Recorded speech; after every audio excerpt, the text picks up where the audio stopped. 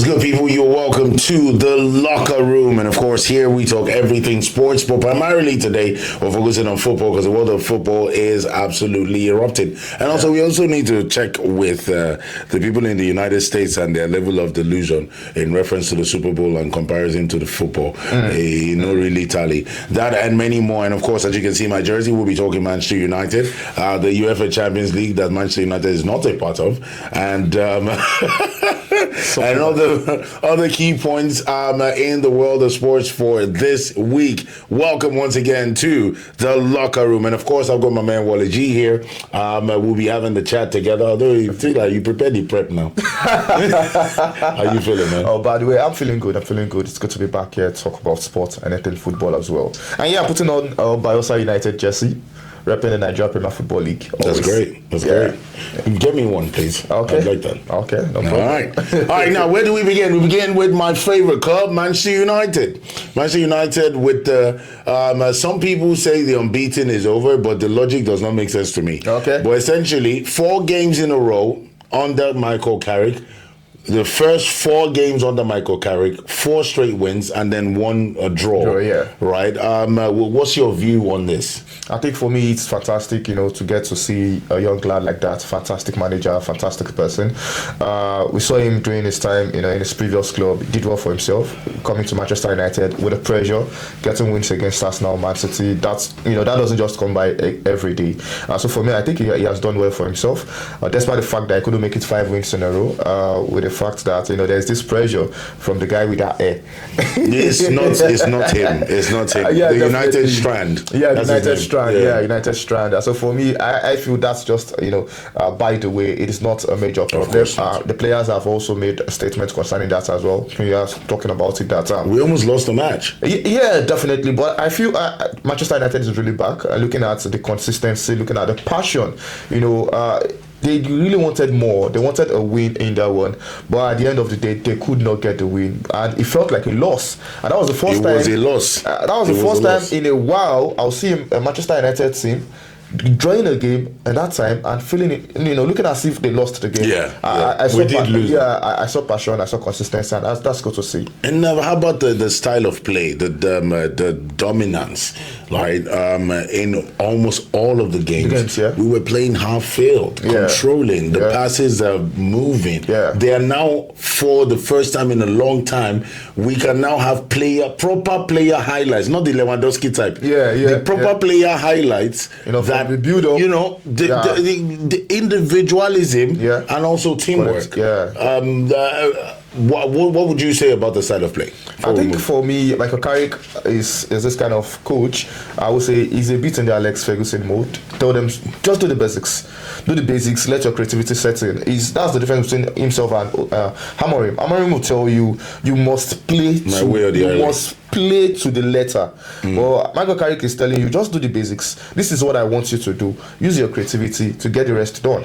There are rumors that Amorim might have pushed the players too hard. Okay. And Carrick is now being lenient, saying it's alleged that having deals like, if you win this particular game or you win the next game, you don't have to train for a so period in time. Is that true? That has always been the culture at the club. Sir Alex Ferguson himself will tell you, okay, if you do this, you want to go on a trip, no problem. Win the next 5 games and do not get a yellow card. And it gives you now. Yes, and this is one beautiful thing about football, about your players, getting to understand them and what they really want. It is not all about pressure. It is not a teacher-student relationship. It's a father-son relationship, and that's why most of them during Sir Alex Ferguson days, they see him as a father. Look at Cristiano Ronaldo. He will tell you Sir Alex Ferguson is his father. Despite there was a time he wanted to leave Manchester United to Real Madrid, and Ferguson told him, just give us this year. This year you are going to win the Ballon d'Or. This year you would win this year we would win that. And it happened. And when he was about to leave, he left with his blessings. And that's what we're talking about. No coach under Amorim has that relationship. And I used to say no player under Amorim has that relationship with Amorim. And the question is this: can everybody be totally bad? That's the question I've asked myself. I was asking myself under Amorim, because you could not point to any player being exceptionally a standout, and that was what happened under Amorim. But now everyone is trying to pull themselves together. There's the goals, there's the assist coming from every direction. I think that's the difference in all of this. So for me, Micheal Carrick has found a way to unleash them, let them play their game, and still play the Man United way, which is attack then defend later. Now let's move to a side of the certain league that Manchester United is not a part of, which is the UEFA Champions League. The UEFA Champions League this week has been very, very surprising. From Real Madrid struggling to win their game, to what's he called? Galatasaray, the white against Juventus. 5-2 against Juventus. Shout out to Osimhen. Osimhen got 2 assists, by the way. You know I always praise Osimhen on this show. Not just that, right? It's been very higi-haga. Even the week before, the preceding, the week before, basically, the games had so much upsets. People started pricing. Barcelona, people started pricing. People wanted to buy houses and things because they were going to place bets on these matches. I think Barcelona lost. I guess Atletico Madrid. Another top. What's it called? Another top football side lost as well. And it seems to be, recurring, and this week as well, so much at stake, and some teams not showing up, and some teams barely winning, like Real Madrid. What's your view on the Real Madrid situation? I think that's just the nature of the game. You get to win some, you lose some. For Real Madrid, they've not been consistent lately, and this is partly based to injury of key players. Bellingham has not been on the side, which is a key player for the side, and that they've been lacking his creativity. Camavinga has come to fill in midfield for that. They play the 4-4-2 formation, in which Camavinga, Tchouaméni, these are 2 center CDMs. CDMs, playing in your creative pivotal role. So for me, I think that was a problem there in the first place. Adagula having to play from the wings, so that was a problem. So they just had to find a way to get the goals, and the goalkeeper was magnificent on the night, through some massive saves, one-on-one saves, and I think Mbappe, Vinicius, they were wasteful on the night as well. But the goal from Vinicius Junior, I think we would have got to that trick in that one. The goal from Vinicius Junior was a screamer. Fantastic. It was absolutely brilliant. But one of the post-match conversations, as usual, is about the dance, the celebration at point of the goal. Right. Some are saying he didn't deserve the card. I have my own view, but what's your view on it? All right. For my view, I think we spoke about this off air, and I think I will still stand with that. Football is a game of passion. Football is a game of flair. Football is a game that brings people together. It's a game that allows you freedom of expression, and I think that was what happened. It was just overexcited, and it was overexcitement that brought about that dance. So I know a lot of people have interpreted the dance in different ways, but back in the 90s, back in the 80s, even up to the early 2000s, we've seen different types of dances. Ikunya's dance recently, we've seen Zexy's gunshot celebration. We've seen a lot of celebrations, and I think this, for me, it was in no way deserving of a yellow card. That's my take. Anyone else can say something else, but for me, I think it was in no way deserving of a yellow card.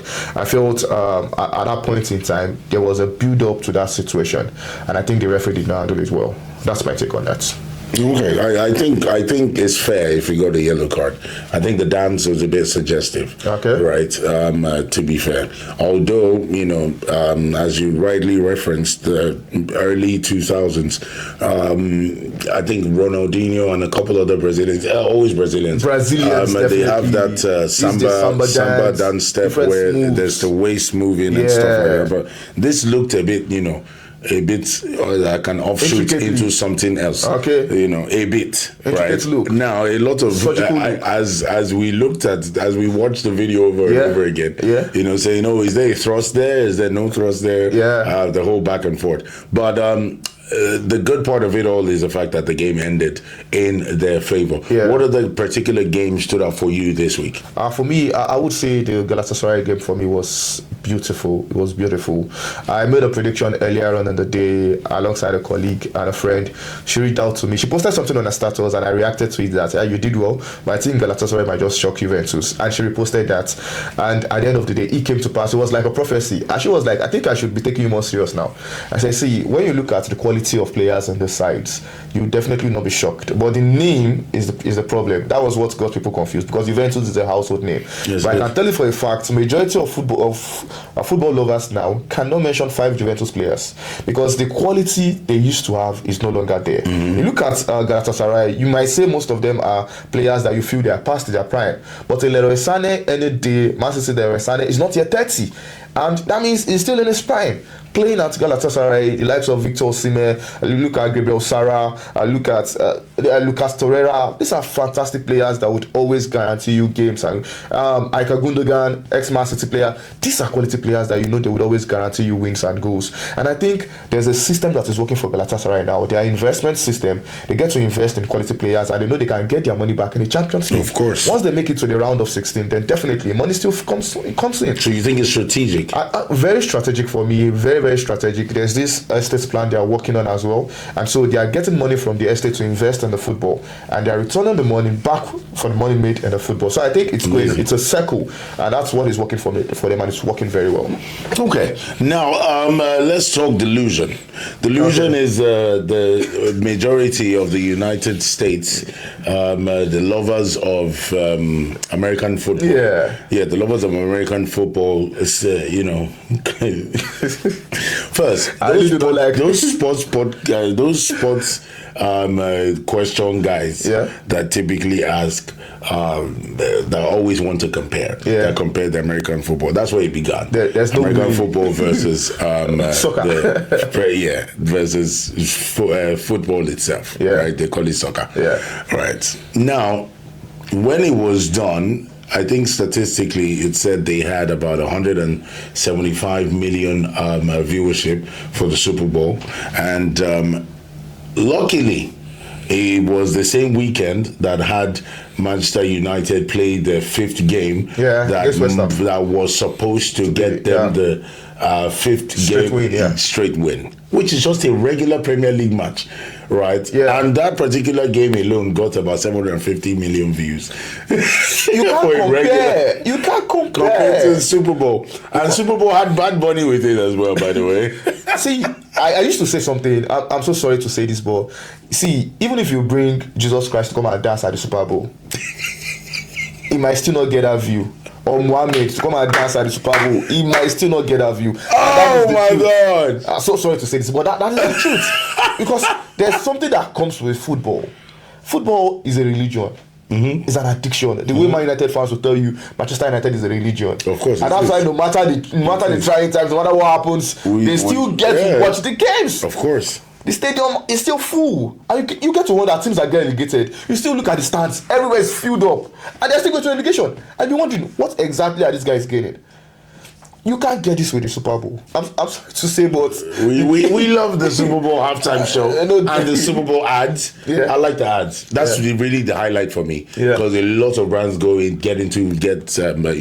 get working, create some really dope ads, and that's really it for me. Other than that, it's nothing. It's nothing spectacular. Sincerely, consider the World Cup final. Consider the UEFA Champions League final. No, absolutely not. When a Premier League, a random Premier League game, consider a Manchester derby. Consider El Clasico derby. Come on. That's too much. Even female football World Cup final might definitely have more views. It would have more views, and that's the truth. It would have more views. Okay, now let's bring this back home. On two fronts, right, before we round things up. One is, what do you think is the solution for female sports? I think it's growing. Right. But personally, in Nigeria, it will grow because our women I've said it countless times, Nigerian women are what is left for us in reference to hope in sports. Is facts. Quote me anyway. You want to argue? No. You can't argue. There's nothing that in football. There's no man that's doing it for Nigeria. Yeah. When it comes to trophies. The Tigers, the Tigers bagged 5 consecutive wins of what? Is it FIBA? FIBA, yeah. Yes. 5. Won the competition 5 times. The Tigers. The Tigress, sorry, I said the Tigers. Yeah. Sorry, I'm sorry. Yeah. The Tigress, 5 games in, 5 competitions, in a row, yeah. back to back. Yeah. What is that one? WAFCON. Super Falcons. WAFCON, yeah, at the WAFCON. And look at the WAFCON. Daytime champions. We are dominating these guys, right? So please, let's not even start like pretending from comparison. Okay. You know, but I love the fact that we're supporting, but we're not supporting them as much. A lot of men are still not there. Supporting them as much as they really should. What do you think the solution, the lasting solution, would be? Well, I think it's a global problem when it comes to the women's game. It is a global problem. I was speaking with one of our major players a couple of weeks ago, and she mentioned a situation where she was having an issue with the club, and had to get a personal lawyer. She wanted a raise, and they told her that we're sorry, we can't give you this, and she had to go to another club that were willing to pay. Now, it's a global problem. It is not just on a Nigeria basis alone. If I can shock you with the amount these our local football players get. On paper they get about averagely probably 100,000, 200,000 per month on paper, but the amount that would enter their account might not be more than 50,000 or 30,000. Yes. For NWFL player, a Nigerian Women Football League player. And this is because I have quite a couple of friends amongst them, and we'll talk. And it's so sad that there was a time the NWFL board, led by Madam Modupe Ashabi, spoke out and said, no, the least that any player should take home should be 150,000. And that was high at that point in time, relatively compared to, even the men's game is 300,000. That's the benchmark, for a football player, an academic player being promoted. Now, but the women's game, now there are a couple of reasons why they have that kind of an amount. That's not much. Sponsorship is lacking. There's no sponsorship of the league. There's no sponsorship of the clubs. There's no sponsorship of brands coming into this league to say, okay. Yeah, but brands will also tell you that they're not sponsoring because they're not getting any visibility. Yeah. Nobody's watching these games. That's what they'll tell you. Well, I think it's an illusion, or it's an assumption for you to say nobody's watching the league. Earlier today, I was myself and Amako were speaking. I said she wanted to go watch the game. One of their games, and I see people come to the stadium. I just feel that that's we are visibility. not. I just feel we are not projecting it enough. That's what I'm saying. We are not projecting the league. It's one of the reasons I brought it on brought it up today. I feel we are not just projecting the league enough. The NWFL is a very good space for investors to come invest money. And believe you me, you would get your money back because you are one of the major investors coming into the league. All you need to do is monetize. There are enough rooms for where you can monetize. Just monetize it, you will make your money back. All right, so last but not the least, I think we need to still home talk about our fantastic Eric Chell, who's proven his worth in recent times with the Super Eagles as a major force to reckon with. Okay. All right, in the world of sports. There are rumors, or it's alleged that he might be moving to Marseille. Is that true? I think that's just an assumption in the first place, because can you do both together first? No, you can't. Okay, no, you can't. I'm listening to you. As of now, the only place where you can do both together is on FIFA, or probably on PES. You can't do both together at this point in time, because it's a bit complex. It's either you leave one and go for the other. But according to first-hand information, those are just rumors. And I think the agents and a few other notorious people are just trying to spike up and get him a new contract. According to the rumors, the federation is offering him about $100,000, which I still think is a rumor, because if you give Eric Chell $100,000, who pays the money? The federation, the National Sports Commission, or the president? Now, when it comes to payments of salaries, especially when it comes to the teams, the coach, it is most times it is the National Sports Commission that pays. Okay. And that is based on the budget for the year as well. So you've included it in the budget. Now, the NFF, all they do is they support the NFF to pay for the coach. Now, I do not see where they will get the $100,000 from at this point. At a point in time, the $50,000 they didn't even pay before they cleared off their debts. So it is not even. So you're basically just raising this as a point to say that it's not. It's not true. It's not true. So he's still Nigerian. He's still going very, very, very much. Okay. If he changes, we will come back here. Yeah, to definitely we'll talk about it. But all right. Still very much the coach of the Super Eagles at this point. Okay, I'm hoping that that stays the same. Yeah. You know, it's just really messed up. Also, just to follow that up behind would be that it's been reported that FIFA has officially tossed the case of our snitching case. No, still no reports yet. Like I said, this was another recent. You know, sometime last year they said that. Yeah. Earlier this year they said that. Now they said that like about this same week. Yeah, FIFA has not made any statements yet. Now I know the person that started this rumor.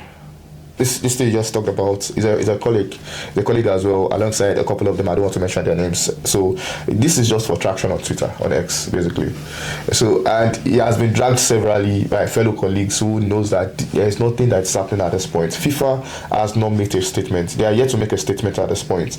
And so until FIFA releases an official statement, I would also get in my mail, but the federation will get first before we journalists will even get it. So they would always reach out to the federation, the Congolese Federation, the Nigeria Football Federation. And so before we can lay claim on anything, we would hear from the media officer of the federation, which is the communications director of the Nigerian Football Federation, Dr. Olajire. And I spoke to him a couple of days and he said nothing of that has happened. So he has come out to even say that on different media platforms as well, that nothing of that has happened. Lovely. And that is what we are sticking with. So we're still hoping. Yeah. That I believe we should not hope. Sincerely, if you ask me, I think going through the back door is not always my thing, and I feel. How is it the back door? Now, they messed up. They should face the brunt. I think they should face the music. As I've said on several shows, I feel there are loopholes to every laws, and the way there are loopholes, there are ways you can defend the loopholes as well. And I think that's what the Congolese are going to do. Now, the Congolese law says that you cannot have dual citizenship, and that is what Nigeria is playing on. That the likes of Twanzebe, the likes of Wan-Bissaka, these are English players before they decided to nationalize to Congo. And they have not completely switched. Because once you say you claim you're a Congolese, then definitely you are not an English person anymore, which is not possible. So they are holding a dual nationalism this thing at this point. So which is not possible. Sure, you get it. The Congolese rule states that you cannot be a dual national. I'm just going to say this. If that takes me as Nigeria to the World Cup, why not? Well, I know a lot of Nigerians will say that as well, and I know you're not different. Yes, I'm not. With my full chest. All right, guys, it's been great hanging with you on the locker room. I will be here, of course, next week as well with another fire set of stories in reference to football, sports, basketball, and, just the world of sports. It's been real. It's been great. Thank you so much for coming through. Thanks so much for having me. We out, baby.